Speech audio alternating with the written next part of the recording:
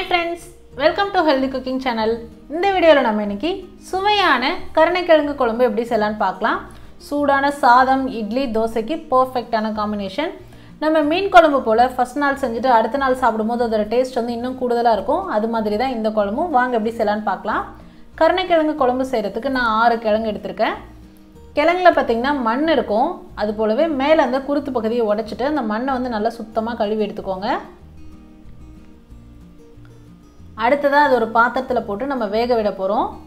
எந்த பாத்திரத்துல வேக வைக்கிறோமோ அந்த பாத்திரத்துல சேர்த்துட்டு கிழங்கு முழுகிற அளவுக்கு தண்ணி விட்டுட்டு பெரிய நெல்லிக்காய் சைஸ் அளவுக்கு புளி சேர்த்துக்கலாம். புளி எதுக்காக அப்படின்னா சில கிழங்குல வந்து நம்ம சாப்பிடும்போது நாக்குல நமிச்சல் இருக்கும். அது இல்லாம இருக்கிறதுக்காக நம்ம புளி சேர்த்து வேக வைக்கிறோம். அடுத்ததா 1/2 டீஸ்பூன் அளவுக்கு கல்லுப்பு சேர்த்துட்டு கிழங்கு நல்லா வேக வச்சுக்கலாம். கிழங்கு வெந்து வந்துருச்சான்னு பார்க்கிறதுக்கு நம்ம கத்தியிலையோ இல்லை வடக்கம்பிலையோ குத்தி பார்த்தோம் அப்படின்னா ஸ்மூத்தாக உள்ளே இறங்குச்சு அப்படின்னா கிழங்கு வெந்துருச்சுன்னு அர்த்தம். தண்ணியை வடிகட்டிட்டு நல்லா வச்சு ஒரு பிளேட்டில் போட்டு ஆற விட்டுருங்க. கிழங்கு நல்லா ஆறி வந்ததுக்கப்புறமா அதில் மேலே இருக்கக்கூடிய தோலை நம்ம உரிச்சு எடுத்துக்கலாம். அதே மாதிரி மேலே குருத்து பகுதி தான் நம்ம உடைச்சு போட்டோம். அடிப்பகுதியை வந்து நம்ம எதுவுமே செய்யலாதனால இப்போ அடிப்பகுதியை கத்தியில் கட் பண்ணி போட்டுருங்க. தோலை நல்லா உரிச்சதுக்கப்புறமா நம்ம குழம்புல சேர்க்கறதுக்கு கிழங்கு எந்த ஷேப்பில் இருக்கணுமோ அந்த மாதிரி நம்ம கட் பண்ணி எடுத்துக்கலாம். இது போலவே எல்லா கிழங்கும் ரெடி பண்ணி வச்சுக்கோங்க. அடுத்ததாக நம்ம குழம்பு எப்படி செய்யலான்னு பார்க்கலாம். அதுக்கு நம்ம ஒரு மசாலா ரெடி பண்ணோம். அதை ஃபஸ்ட்டு வறுத்து எடுத்துக்கலாம். 1 டீஸ்பூன் அளவுக்கு எண்ணெய் விட்டுட்டு மீடியம் சைஸ் வெங்காயம், ஒரு பெரிய வெங்காயம் நறுக்கி சேர்த்துருக்கேன், 10 பல் பூண்டு, 1 இன்ச் அளவுக்கு இஞ்சி எடுத்துருக்கேன், கொஞ்சமாக கருவேப்பிலை. இது எல்லாத்தையும் சேர்த்து நல்லா வதக்கிக்கலாம்.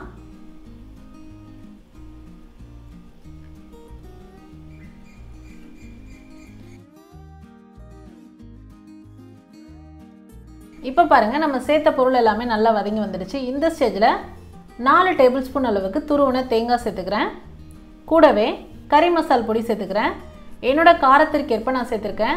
3 டீஸ்பூன் அளவுக்கு கறி மிளகாய் தூள் சேர்த்துருக்கேன். கறி மிளகாய் தூள் இல்லை அப்படின்னா தனி மிளகாய் தூள், மல்லித்தூள், கரம் மசாலா சேர்த்து நல்லா பொடி சேர்த்த உடனே கருகிடும். அதனால் ஸ்டவ் ஆஃப் பண்ணிவிடுங்க. நல்லா ஆற விட்டுட்டு மிக்சர் ஜாரில் சேர்த்துக்கலாம். அடுத்து நமக்கு கிரேவி ஆகணுன்றதுக்காக 4 டீஸ்பூன் அளவுக்கு மட்டும் உடச்சக்கடலை சேர்க்குறேன். உடச்சக்கடலை நிறைய சேர்க்கக்கூடாது, குழம்போட டேஸ்ட்டை மாற்றிடும். இது எல்லாத்தையும் சேர்த்து தண்ணி விட்டு நல்லா அரைச்சி எடுத்துகிட்டு வந்துடுங்க. இப்போ நம்ம குழம்பு செய்கிறதுக்கான மசாலா ரெடி ஆகிடுச்சு. எந்த பாத்திரத்தில் நம்ம குழம்பு செய்ய போகிறோமோ அந்த பாத்திரத்தில் நம்ம அரைச்ச மசாலாவை சேர்த்துக்கலாம். கொஞ்சமாக தண்ணி சேர்த்துக்கலாம்.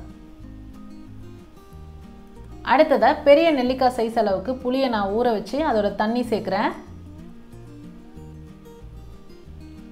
குழம்புக்கு தேவையான அளவு உப்பு, 1/2 டீஸ்பூன் அளவுக்கு கல் உப்பு சேர்க்குறேன். இது எல்லாத்தையும் சேர்த்து நல்லா கலந்து விட்டு பாருங்கள்.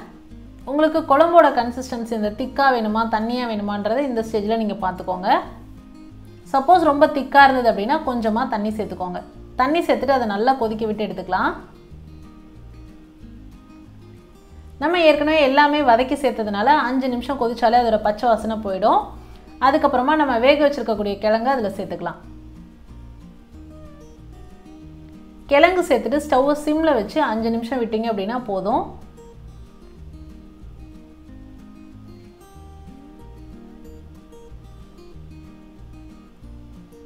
பாருங்கள் 5 நிமிஷம் கழித்து நான் உங்களுக்கு காமிச்சிருக்கேன். குழம்பு கிழங்கு எல்லாமே நல்லா பைண்ட் ஆகிறதுக்காக தான் நம்ம விட்டுருக்கோம். இப்போ நம்ம ஸ்டவ் ஆஃப் பண்ணிடலாம். இந்த ஸ்டேஜில் அடுத்து இந்த குழம்புக்கு ஒரு தாளிப்பு கொடுத்துடலாம். 1 டீஸ்பூன் அளவுக்கு எண்ணெய் விட்டுக்கோங்க.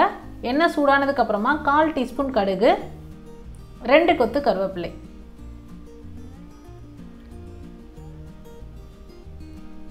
இந்த தாளிப்பை நம்ம ரெடி பண்ணி வச்சுருக்கக்கூடிய குழம்புல சேர்த்துக்கலாம்.